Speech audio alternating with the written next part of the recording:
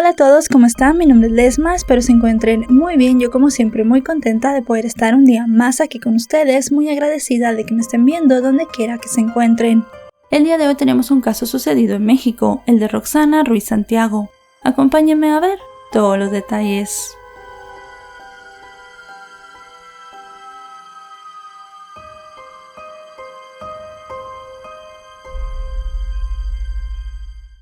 Roxana Ruiz Santiago era una joven indígena que nació en Pinotepa Nacional, un municipio de Oaxaca, en México.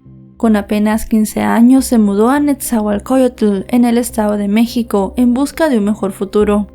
Al tiempo conoció a un hombre cuyo nombre se desconoce, con quien tuvo un hijo. A duras penas la chica terminó la secundaria y tuvo que salir a las calles a vender frutas para poder mantenerse a ella y a su hijo, y también a su marido, quien al parecer no trabajaba y le quitaba lo poco que ella ganaba, además de maltratarla y separarla de sus amigos y familia. A pesar de que el hombre era un chulo y constantemente la maltrataba, ella no lo dejaba, pues debido a su corta edad e inmadurez pensaba que ese comportamiento era lo normal. Mucho tardó en darse cuenta de que esas conductas no estaban bien, pero finalmente lo hizo y se separó del hombre. Se llevó a su hijo, a quien sacó adelante vendiendo papas fritas en un puesto en la calle. Al ser comerciante informal no contaba con prestaciones o derechos básicos como salud, educación y vivienda, por lo que rentaba un cuarto donde vivía junto a su pequeño de 4 años. Mientras salía todos los días a trabajar, su suegra la ayudaba con el cuidado del niño. Así vivía su día a día, y justo cuando empezaba a encaminar su vida de nuevo, sucedió una tragedia que lo cambió todo para siempre. El 7 de mayo de 2021 era un día como tantos en la vida de Roxana. Como siempre salió temprano de su casa con su carrito a vender las papas fritas en su puesto. Y esa noche, al terminar su jornada laboral, fue a un local cercano, donde había un grupo de jóvenes ingiriendo bebidas alcohólicas. A este mismo sitio llegó un muchacho de 22 años llamado Sinaí Cruz Cruz, originario de la localidad de San Pedro Hueyalco, situado en el municipio de Sultepec, en el Estado de México. El hombre era el mayor de 4 hermanos, y debido a las pocas oportunidades que había de empleo en su tierra natal, decidió mudarse a Nezahualcóyotl en 2019. Aunque al comienzo le costó adaptarse a la ciudad, pues era muy pegado con su familia, después de varios empleos logró estabilizarse y consiguió un trabajo en una abarrotera cerca de su vivienda. Sinaí siempre llegaba a su trabajo en bicicleta, y sus amigos lo describían como un joven lleno de sueños al cual le encantaba escuchar música y salir a divertirse. Sea como sea, esa noche del 7 de mayo, Sinaí y Roxana se encontraron por casualidad en el local, cercano al trabajo de ambos. Luego de esto se manejan 2 versiones de lo que ocurrió posteriormente. La primera versión, que fue dada por algunos testigos y por la misma Roxana, era que ella se tomó una cerveza, y cuando se disponía a irse a su casa, Sinaí se ofreció a acompañarla, pues ya había pasado la medianoche. Sin embargo, otra versión, dada por los amigos de Sinaí que estaban presentes en el local, señalaba que Roxana esa noche se detuvo en la tienda a tomarse varias cervezas y comenzó a hablar con el grupo de una forma altanera y ofensiva sin razón aparente alguna. Según los testimonios, Sinaí llegó alrededor de las 10:30 de la noche al establecimiento, al cual solía ir con frecuencia, porque era el lugar de encuentro de sus compañeros de trabajo. Al parecer, después de un rato, tras tomarse unas cuantas cervezas, Roxana le insistió al joven que la acompañara hasta su casa, pues estaba sola porque su hijo estaba con la abuela paterna. Supuestamente, según los amigos del chico, Sinaí se negó varias veces, e incluso algunos de ellos le dijeron que se fuera a escondidas de la chica, para evitar una mala reacción por parte de ella. Sin embargo, pese a la recomendación de sus compañeros, supuestamente, el hombre se quedó bebiendo en el local un rato más. Pasada la 1 de la madrugada del 8 de mayo, uno de los compañeros de Sinaí notó que él ya estaba pasado de tragos y se ofreció a llevarlo a su casa, pero este se negó, y alrededor de la 1:30 de la madrugada se retiró del lugar con Roxana. Después de 10 minutos, ambos jóvenes regresaron al lugar a buscar unas cervezas que habían olvidado, y esa fue la última vez que los vieron juntos. Según lo declarado posteriormente por Roxana, cuando llegaron a su casa, Sinaí le insistió para que lo dejara quedarse a dormir allí, porque él vivía muy lejos y estaba muy mareado. Ella no quería hacerlo, pero accedió a que entrara por miedo a la reacción del chico si le decía que no. Al parecer, mientras dormía, el sujeto comenzó a agredirla sexualmente, y cuando despertó el hombre estaba encima de ella con los pantalones y la ropa interior abajo. Aturdida por lo que estaba pasando, trató de defenderse y comenzaron una lucha. En medio del forcejeo, ella lo golpeó en la nariz y de manera reaccionaria el hombre la amenazó con quitarle la vida con un objeto punzocortante. En un momento en el que Sinaí se distrajo, Roxana tomó una camisa y comenzó a apretarle el cuello hasta casi asfixiarlo. En ese instante, ambos cayeron al suelo y él se golpeó fuertemente la cabeza. Cuando la muchacha logró incorporarse, se dio cuenta de que el chico estaba inmóvil y al cabo de unos minutos se dio cuenta que ya no tenía vida y entró en pánico. Presa del miedo, la joven pensó que lo mejor era deshacerse del cuerpo, pues tenía miedo de que las autoridades no le creyeran y la separaran de su hijo. Esa mañana salió a trabajar como siempre, dejando el cuerpo de Sinaí dentro de su casa.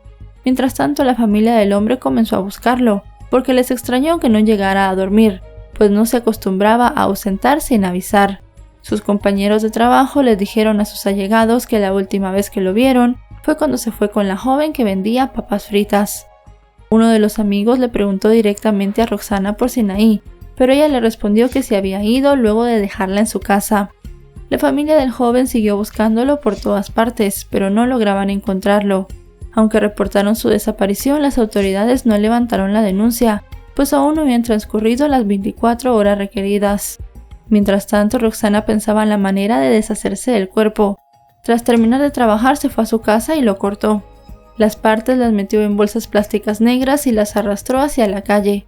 Algunos vecinos vieron cuando la chica sacaba los bultos, y aunque al principio pensaron que era basura, luego notaron que ella estaba algo nerviosa, por lo cual llamaron a la policía. Cuando los oficiales llegaron al lugar, abordaron a Roxana, y al inspeccionar las bolsas se toparon con el cuerpo cortado en pedazos de Sinaí, por lo que la muchacha fue detenida. Durante su interrogatorio, la chica confesó haberle quitado la vida al hombre, pero alegó que fue en defensa propia, ya que él había abusado de ella, y pidió que la revisara un ginecólogo para confirmar su testimonio. Sin embargo, las autoridades no tomaron en cuenta esto ni lo incluyeron en su declaración. Mientras la chica estaba detenida, los familiares de Sinaí recibieron la llamada del jefe inmediato del hombre, quien les dijo que en el trabajo se encontraba un comandante de la policía, que tenía información sobre él. Cuando los familiares se trasladaron al sitio, el oficial les comentó que en la madrugada del 9 de mayo habían encontrado el cuerpo de Sinaí sin vida, el cual estaba en estado de descomposición. El oficial les dijo que había sido una mujer la que le había quitado la vida y que había ocultado el cuerpo por casi 20 horas en su domicilio. Al día siguiente, las autoridades entregaron el cadáver dentro de un ataúd a su madre, quien había llegado a la ciudad días antes para pasar el Día de las Madres con su hijo. Tras difundirse la noticia en los principales medios de comunicación, comenzó una intensa lucha durante meses, entre colectivos feministas que apoyaban a Roxana y alegaban que la chica había actuado en legítima defensa, y los familiares de la víctima, que aseguraban que Sinaí era incapaz de hacerle daño a alguien, y que ella le había quitado la vida de manera premeditada. Aseguraron que a pesar de que Roxana había declarado que conoció a Sinaí aquella noche, ya se conocían con anterioridad, pues el puesto de comida de la jovencita estaba justo enfrente de la abarrotera donde él trabajaba. Además, señalaron que un testigo protegido aseguró que los había visto juntos en varias ocasiones. Asimismo, denunciaron que existía un documento oficial expedido por la Coordinación de Servicios Periciales de la Fiscalía General de Justicia del Estado de México, donde supuestamente se había comprobado mediante un análisis que Roxana no había sido abusada esa noche. De acuerdo a las primeras investigaciones realizadas por el Ministerio Público, se pudo establecer que tanto Sinaí como Roxana habían ingerido varias bebidas alcohólicas dentro de la casa de la chica, y en algún momento ella lo asfixió. Después intentó cortar el cuerpo con un arma punzocortante. El cuerpo de Sinaí presentaba varias heridas, una en la pierna derecha, otra más abajo del torso, pero también diferentes golpes en todo el rostro. Un elemento crucial en la investigación fue que Roxana había sido detenida cuando trataba de deshacerse del cuerpo, pero además reconoció que ella le había quitado la vida a Sinaí. Tras analizar el contexto y sin tomar en cuenta la agresión sexual en su contra, el Ministerio Público de la Fiscalía General de Justicia del Estado de México, especializado en homicidios Zona Oriente, acreditó la probable participación de Roxana en el asesinato de Sinaí.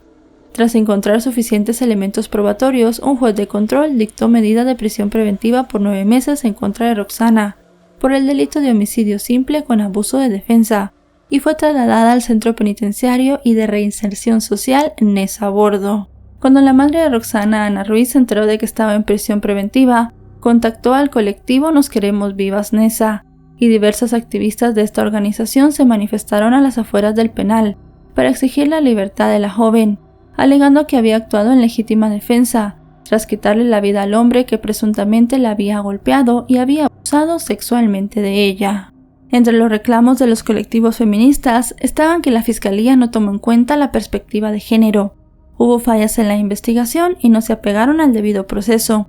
También denunciaban que le habían vulnerado sus derechos, pues supuestamente el médico forense no realizó el procedimiento necesario para determinar la agresión sexual, ni tampoco le había suministrado a Roxana los antirretrovirales, con el fin de reducir la probabilidad de contraer una enfermedad de transmisión sexual después del hecho. Asimismo, señalaron que las fiscalías que recibieron en un primer momento a la joven no actuaron en apego a sus derechos humanos, aun cuando la Ley General de Acceso de las Mujeres a una Vida Libre de Violencia establecía que el personal cercano a las víctimas debía atenderlas con debida diligencia, incorporando siempre la perspectiva de género en los casos. Por su parte, su abogado Ángel Carrera denunció que durante el comienzo del proceso legal, Roxana sufrió la transgresión de sus derechos, pero en su momento no lo supo identificar. Mientras estuvo recluida en prisión, la chica tuvo algunos episodios depresivos, ya que veía la cárcel como un lugar muy hostil y lleno de injusticia, y de mujeres que como ella eran inocentes. Transcurridos los 9 meses de prisión preventiva, la defensa de Roxana logró que el 15 de febrero de 2022, un juez del Tribunal de Control de Distrito de Nezahualcóyotl modificara la medida cautelar oficiosa e impuso otras condiciones para que la mujer siguiera su proceso en libertad. Esto gracias al acompañamiento y las protestas que había desencadenado su caso. Entre las medidas fijadas estaba que Roxana debía firmar todos los lunes en el Ministerio Público, que no podía acercarse a los testigos, a las víctimas ni al lugar de los hechos. Esta decisión evidentemente causó malestar entre los familiares de Sinaí, quienes alzaron su voz como medida de protesta. El Tribunal de Alzada en materia penal de Texcoco intentó hacer que volviera a prisión, pero la defensa promovió un amparo para evitarlo, y finalmente la Corte resolvió a favor de Roxana en abril de ese mismo año, una decisión que fue apoyada y celebrada por un grupo de mujeres, el abogado de la joven y ella misma. Sin embargo, los familiares de Sinaí no estaban conformes con la medida y realizaron varias protestas en las afueras de los juzgados para que ella volviera a prisión. Algunos allegados al chico, entre ellos su tío Ulises Alfonso, declararon ante los medios que Sinaí no era un agresor sexual y recalcaron que Roxana no solo le había quitado la vida, sino que una vez muerto le había causado varias heridas y había cortado su cuerpo. Por su parte, el representante legal de la joven declaró que su cliente tenía temor por su seguridad, la de su hijo y su familia, pues había recibido varias amenazas por parte de los familiares de Sinaí. Debido a esto, Roxana salió del recinto judicial custodiada por las autoridades, para evitar alguna agresión por parte de la familia de Sinaí. Luego de varios amparos por parte de la defensa de la chica para anular algunas pruebas que pretendía desahogar el Ministerio Público, al considerarlas excesivas, finalmente el 15 de septiembre de 2022 inició el juicio oral. Justo a unos metros de donde colectivos se manifestaban en favor de la chica frente al juzgado de control, juicio oral y de ejecución de sentencias, un grupo de allegados de Sinaí se concentraron para exigir un juicio imparcial y libre de presiones. Con pancartas y leyendas como "ser mujer no me obliga a ser feminista" y "mutilar es un acto de perversidad", los familiares de Sinaí calificaron como un acto perverso que la acusada hubiera cortado el cuerpo del hombre y luego buscara deshacerse de él.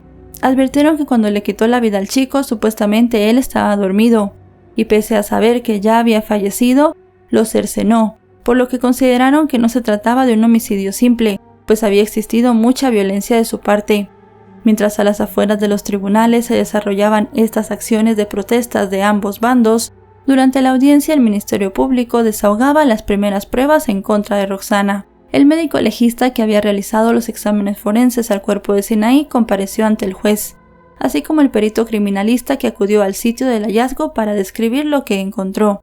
Aunque también se tenía contemplada la comparecencia de los policías que detuvieron a Roxana, estos no acudieron, porque se excusaron por los preparativos por los festejos del 15 de septiembre, día en el cual en México se festeja la fiesta nacional. De acuerdo con las líneas de investigación de la Fiscalía, la joven trató de abandonar el cuerpo de Sinaí en la vía pública un día después de haberlo asesinado, como ya sabemos por los hechos que vimos con anterioridad. Durante el debate, que duró alrededor de 8 meses, la defensa legal de Sinaí, a cargo de la asesora jurídica Noemí Mendizábal Arteaga, presentó testigos que conocían a Roxana y testificaron que no era una mujer tranquila como pretendían hacer creer a la opinión pública. En una de las audiencias realizadas el 16 de abril de 2023, los familiares de Sinaí, que se encontraban en las afueras del juzgado, denunciaron amenazas y agresiones por parte de unos sujetos a bordo de un vehículo Sentra de color azul. Ante esto exigieron a las autoridades que les garantizaran su seguridad y la de sus testigos. Finalmente, el 15 de mayo de 2023, el mundo de Roxana Ruiz Santiago, de 23 años, se vino abajo, cuando la jueza Mónica Osorio Palomino la condenó a 6 años y 2 meses de prisión, además del pago de una reparación de daño de 285,000 pesos, alrededor de $17,000. Aun cuando la Fiscalía General de Justicia del Estado de México y un peritaje independiente había concluido que sí había sido víctima de agresión sexual, en el fallo la magistrada la consideró culpable por homicidio con punibilidad, atenuado por haber concurrido en exceso de legítima defensa.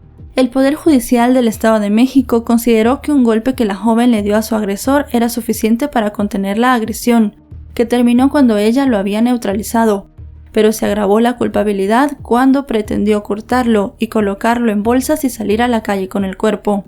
De acuerdo con un comunicado del tribunal, según las pruebas analizadas durante el juicio, Roxana dejó inconsciente a Sinaí por un golpe en la cabeza y posteriormente lo había asfixiado por estrangulación.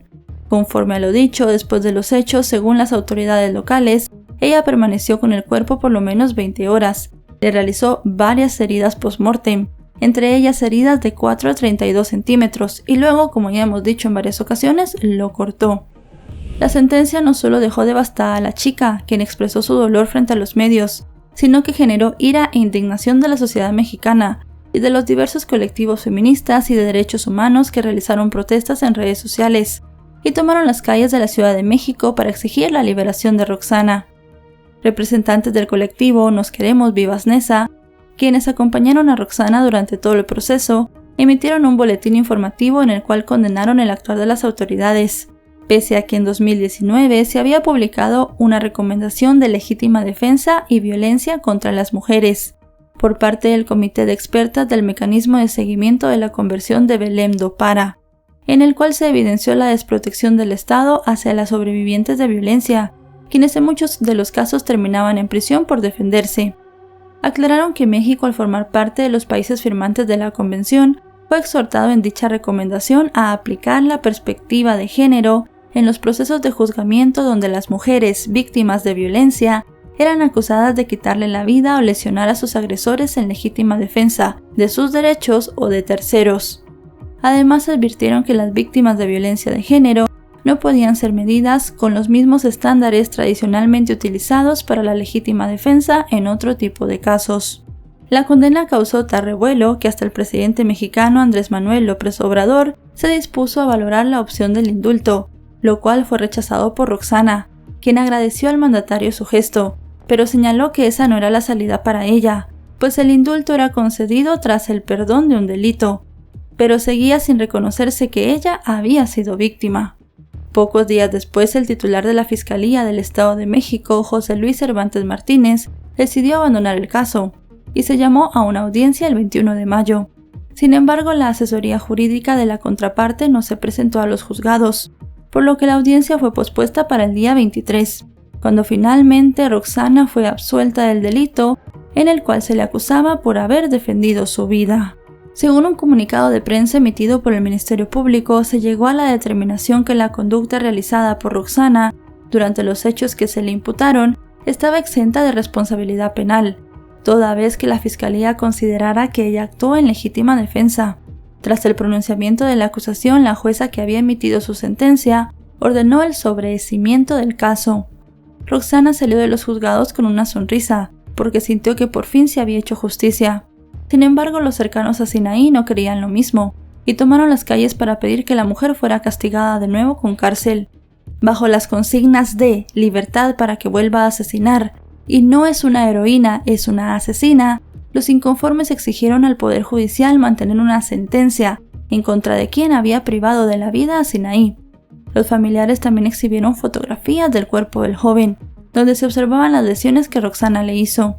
El contingente salió de los juzgados de Nezabordo y marcharon por la avenida Adolfo López Mateos hasta la avenida Chimalhuacán, donde finalmente realizaron un bloqueo, obstruyendo en ambos sentidos la vía, lo que provocó que se suspendiera por una hora el servicio de transporte y que se generara un importante congestionamiento vehicular.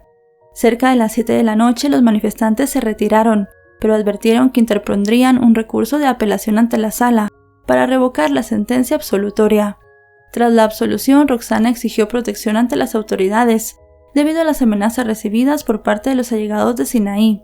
La joven señaló ante los medios que tanto su madre como su prima y su tía habían recibido llamadas telefónicas, en las cuales con engaños y mentiras trataban de obtener información sobre su ubicación. Una de las llamadas se realizó con el nombre de la supuesta directora del penal, Nezabordo, quien supuestamente entregaría diplomas y reconocimientos a Roxana, que dijeron había obtenido durante el tiempo que había estado en reclusión, pero también pidieron que ella fuera directamente a recibirlos. Sin embargo, esto resultó falso, y colocó a la chica, a su abogado y a los colectivos de mujeres en una situación de alerta. En un mensaje, las organizaciones integrantes de Alerta Temprana Red y Elsa Arista, representante de la asamblea vecinal que acompañó a Roxana durante todo el proceso, advirtieron que los familiares de Sinaí no estaban dispuestos a respetar la ley y amenazaban con hacer justicia por propia mano. Por eso solicitaron que de manera urgente se les otorgaran medidas de protección y que tanto Roxana como sus familiares fueran inscritos en el Mecanismo para Protección de Personas Defensoras de Derechos Humanos y Periodistas, ya que las amenazas se derivaban de la labor en defensa de los derechos de las mujeres. El caso de Roxana estuvo lleno de controversias desde un comienzo. Por un lado, quienes la apoyaban alegando de que fue una víctima que actuó para defenderse de su agresor, mientras por otra parte estaban los que pensaban que ella se había ensañado en contra del hombre que presuntamente había abusado de ella.